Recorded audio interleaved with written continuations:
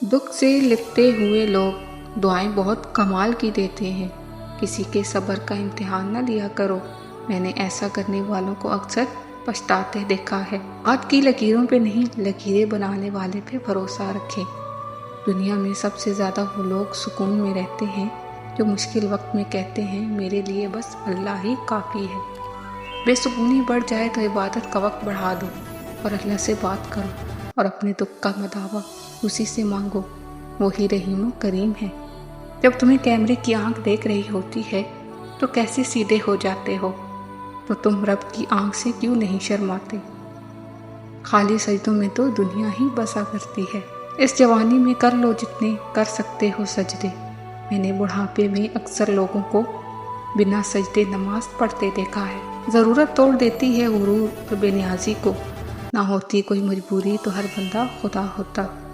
किसी का सुकून छीन लेने का कफारा इबादत करके अदा नहीं किया जा सकता।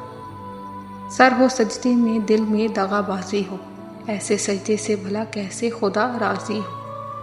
हमेशा सच्चे दिल में ही नूर का ज़हूर होता है। बाकी वही होता है जो रब को मंजूर होता है। अपनी किस्मत पर हमेशा वही शख्स रोता है जिसे सजदों में रोने की आदत ना हो। बहुत सुकून है इसमें जिसे लोग नमाज कहते हैं। अपने बेहतरीन वक्त को नमाज में वक्फ करो, क्योंकि तुम्हारे सब काम तुम्हारी नमाज के बाद कबूल किए जाएंगे। मोमिन का सुकून सजदों में है। सजदा अल्लाह का शुक्र अदा करने का बेहतरीन तरीका है। हर शख्स एक ना एक तरफ दौड़ रहा है, बस तुम नेकियों की तरफ दौड़ो।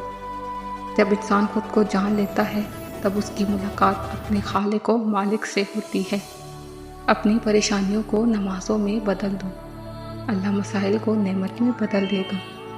देख तौबा का दर खुला है अभी, कल का तू इंतज़ार मत करना।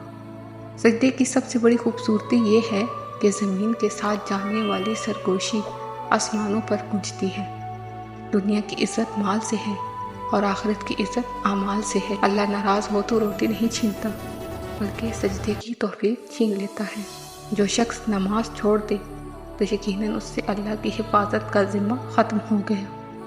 अगर शैतान की तरफ से तुम्हारे दिल में किसी तरह का वसवसा पैदा हो तो खुदा से पनाह मांगो। बेशक वो सुनने वाला और सब कुछ जानने वाला है।